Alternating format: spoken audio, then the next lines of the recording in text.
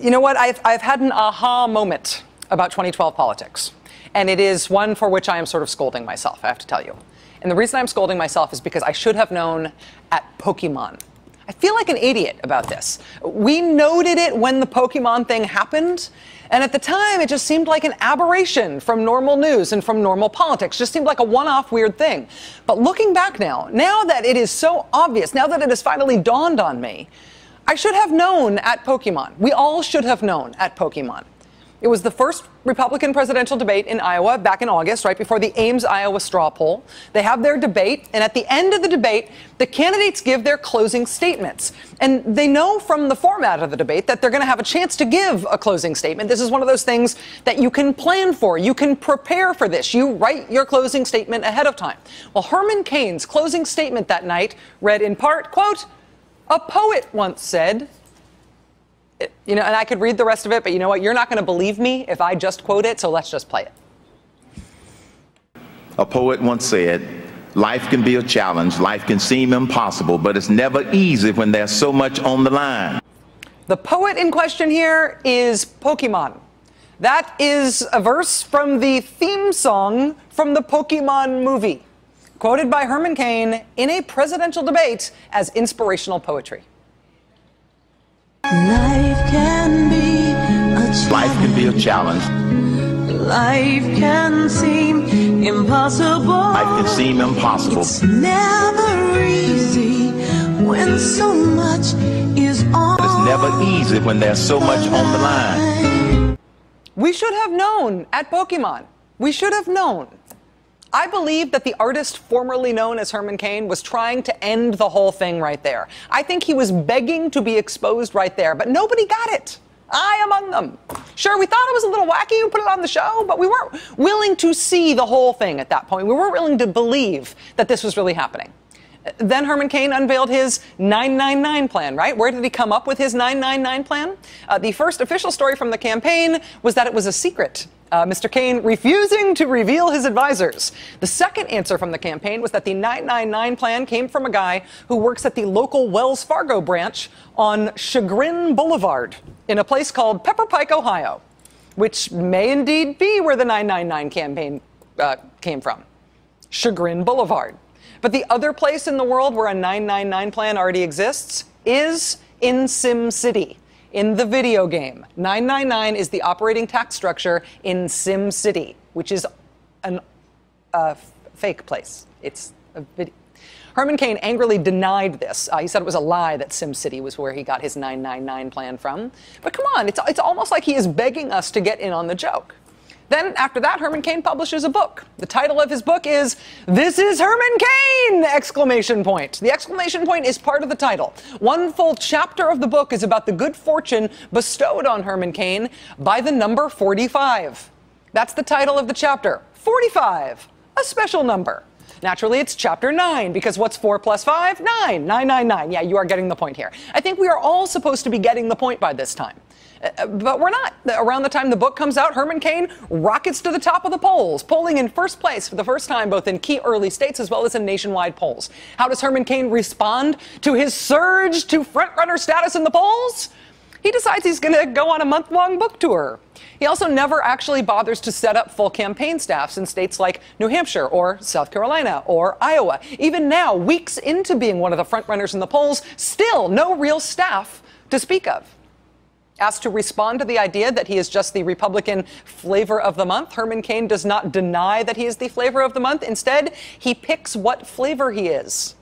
According to Herman Cain, he's black walnut. And not just any black walnut, he is Haagen-Dazs black walnut, which does not exist anymore. If you're Haagen-Dazs black walnut, you don't go away. All right? Some of these other flavors of the month have no substance. You know, black walnut has staying power. Staying power. It doesn't exist anymore. It is one thing to be a gaffe-prone, inexperienced candidate, but the gaffes are too perfect. Black walnut, noted for its staying power, it doesn't exist anymore. The book chapter on the magic number, the 999 thing from the video game, the great poet Pokemon. Pokemon? Really? The Pokemon movie? Really? A string of supposed gaffes like that is not found in nature.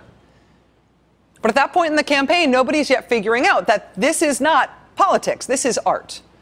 Nobody can quite believe that this is politics either, but he has now been at the top of the polls long enough that despite knowing in your gut that there's something wrong here, the Beltway media feels compelled to start asking him policy questions. I mean, hey, he's the front runner, right? Where do you stand on the right of return? The right of return? The right of return? The Palestinian right of return. That's something that should be negotiated. That's something that should be negotiated. Herman Cain admitted the next day that even as he came up with an answer for it, he didn't actually have any idea what Chris Wallace was talking about with that whole right of return thing. But still, that didn't earn much more than a shrug from most political observers. And so Herman Cain, trying to let us all in on the joke, doubled down. You know, you just almost see him thinking now, come on, how can I make this more obvious? When they ask me who's the president of you, Becky, Stan, I'm going to say, you know, I don't know. Do you know? Okay, at this point, what America is confronted with is the question, is this guy pulling our leg? Here's the answer. Yes, this guy is pulling our leg. So I'm confused on what your position is. My position is I'm pro-life, period. If a woman is raped, she should not be allowed to end the pregnancy? That's her choice. That is not government's choice. Good. I support life from conception. So abortion should be legal? No, abortion should not be legal. I believe in the sanctity of life. I'm not understanding. I believe... if it's her choice, that means it's legal. No. I don't believe a woman should have an abortion. Does that help to clear it up? That should have cleared it up. That should have cleared it up. It should have cleared up the fact that we are being punked. Ellis Hennigan, at that moment on Fox News, knew that America was being punked. Look at the look on his face. He's like, I finally figured it out.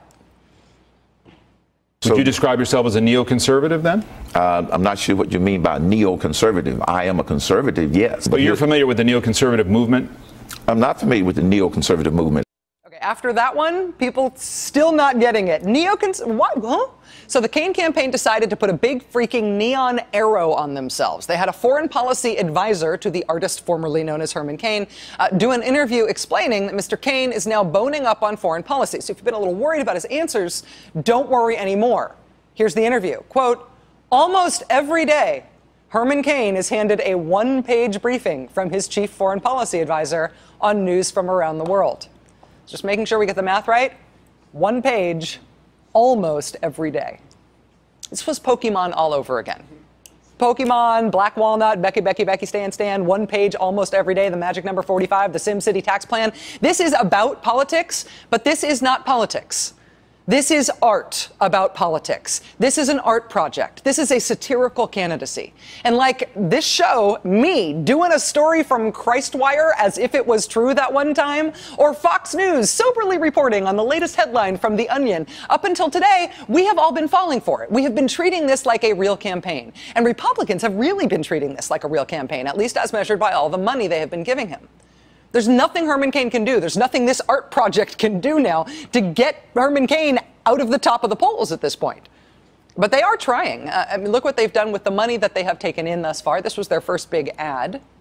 The Cain Train music video showing Mr. Cain walking away from the camera, also showing the Herman Cain logo shakily superimposed on, shaky, on railroad cars. Then there's this part where they turn Herman Cain into the train. Watch this. Train, Cain, train, Cain, train. Oh, God, he's the train. Oh!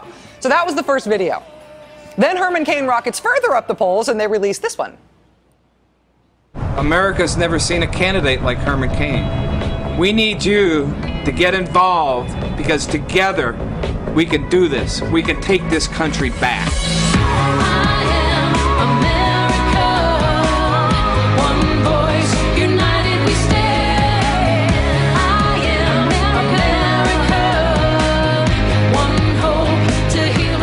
Trying to tell us something with the smile. There was also this sort of cryptic video from the Cain campaign, a long, ornate plot involving a Western. There's some spitting, there's a thing about a bird, there's some fake fighting that they reveal as fake fighting, and it ends with the smile that I used to see as creepy, but now I see as a knowing smile. And then from the smile, it rolls right into the end of the video.